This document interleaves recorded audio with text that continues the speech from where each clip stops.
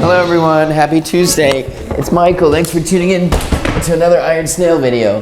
Today, we are talking about how to wax a Barbour jacket. Not my jacket, Christian's jacket. Christian from Theo and Harris, by the way. And I just can't, frankly, wait to get into it. By the way, welcome to my new apartment. Sorry that this video is posted late. It's because I moved into this new apartment. It was my birthday, I'm now 26. The last time you saw me, I was 25. But that's not something you need to know.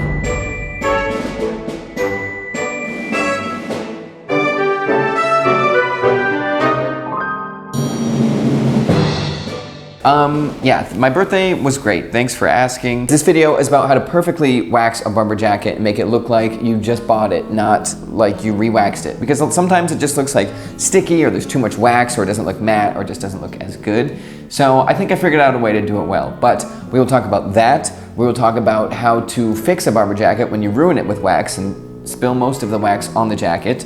And then I followed Barbour's video on how they did it, where there's this like cool guy walking through the field and then he, does it. And I need to point out a very important thing that I found out that makes it way easier to do this, because I almost ended this video by saying just send this jacket off to Barbour because it's super annoying to re-wax. But then everything changed, baby. Also, I think I'm getting sick, which is great, just in time for the holidays. There's also a pretty bad thing going around.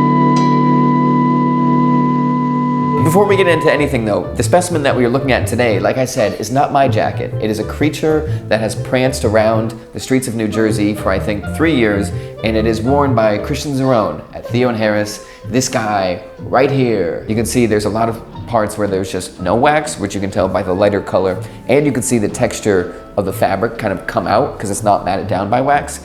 And then a cool side note is the aging on some of the buttons on his jacket is really cool. I really like that, and I look forward to mine doing that.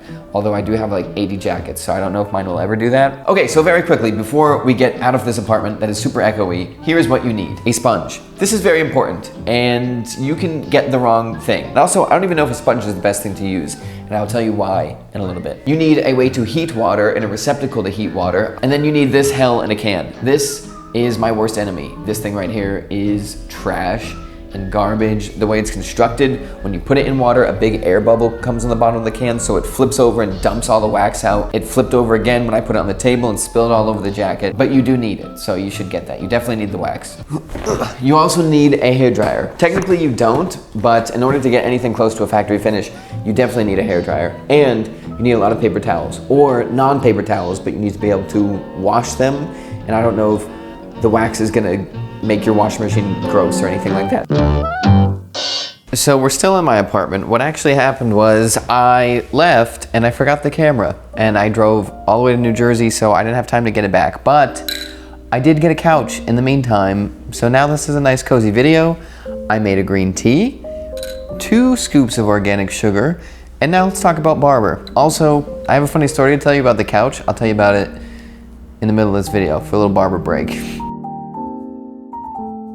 So this is the most basic step-by-step on how to re-wax your Barbour jacket, and then we'll get into details and stuff I missed and stuff I found out. First thing, obviously, lay your jacket on the table. Do a big open space where the jacket, if you have a big open space, where the jacket can lay completely flat, and put something under it, because chances are you're going to spill wax, or some wax will come off onto the jacket, onto the table, and unless you're this guy in the Barbour ad, that's not good. Then all you really have to do is heat up some water, put it in a pot or a bowl, which I did at this apartment, and dunk the little can from hell in there, and that wax will melt. A fun thing about the can, like I said before, is that it'll actually tip over and dump into the bucket of water. Then really all you have to do is, once the wax is melted, you're just dipping in the sponge, although we need to get into sponges in a second. You just dip in the sponge and you just rub it all over the jacket. When Barbour says do this in a hot room or outside during the summer, they really mean that. Do it as hot as you possibly can, because it's like 60 in my house and the wax was literally almost dry before it hit the jacket. And right when you put it on the jacket, it's drying. The hotter you can do it, the better. If you can do it in the summer, in the hottest day of the year,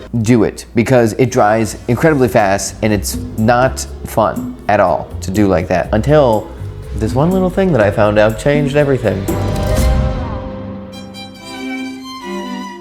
Also, I feel very cocky sitting like this. I don't mean it. I hope it comes off well-mannered. This, by the way, is a mid-century modern couch. The frame is from the 60s, and the cushions are reupholstered. I'm drinking green tea because I found out on a podcast today that it has good things for your microbiome, so it should boost your mood. So the first thing you need to do is take your Barbour jacket and throw it in an industrial laundry machine with some heavy detergent. That is a joke. That is actually the one thing you can't do. So the way that the fabric is waxed with Barbour jackets, it's run through these two cylinders that are hot with wax on it, and it melts it into the fabric, and then the jacket is stitched. So since the jacket is already stitched, you can't really get wax that perfectly embedded into the fabric. So really, when you're re-waxing a jacket, you are more putting a second layer over that original layer that wore down a little bit. Okay, so technically you can stop there, and that's totally fine, but your jacket is going to look, unless you do it, I guess, really, really perfectly with the perfect amount of wax, your jacket's going to look very shiny and waxy and kind of wet, and generally not that good. Kind of like a trash bag instead of a nice jacket. So the big tip that Barbour has on the can, and that a lot of people say, is that you should blow dry the jacket. And what that does, obviously, is melt the wax, and then the wax sinks into the fibers of the jacket, so it kind of goes deeper in. But you could still overwax and have this problem, which I did. So I was getting this couch, and the guy was delivering it, and he had a Perfecto on, or I guess a motorcycle jacket because it wasn't shot, but he had a leather jacket on, and I said, "Hey, I like that jacket." And he said, "Thanks, I really like leather." And I said, "Wait a minute, that's crazy. I think we like leather for two different reasons." And then he gave me this couch, so I was pretty glad that the seats were not leather.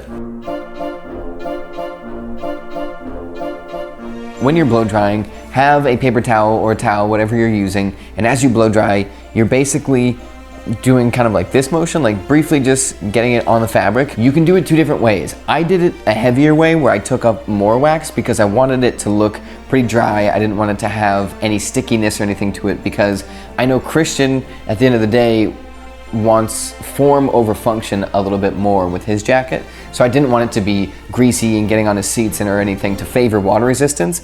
I favored style and a flat look instead.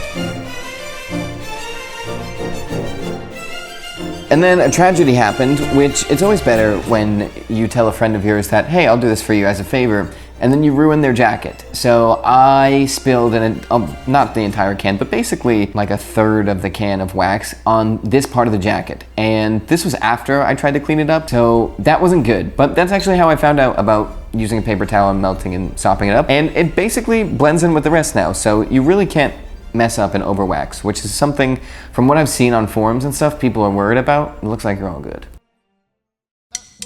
The tip that I have with the sponges is actually also pretty simple.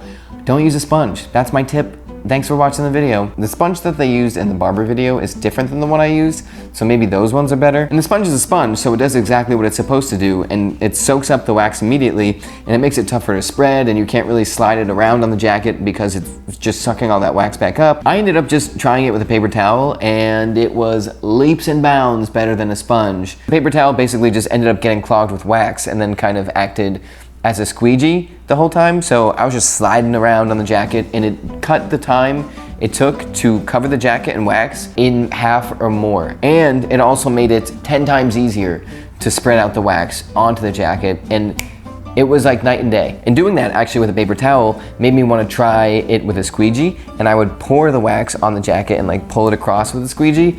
I think that would have been super satisfying, and I think it would have worked, but I didn't have a squeegee, so I just used paper towel. So anyways though, that's about it. Sorry my last two videos have been short, been very busy, but next week we're back on schedule with a B3 bomber jacket, and then I'm gonna buy a B6 bomber jacket that I'll wear for winter.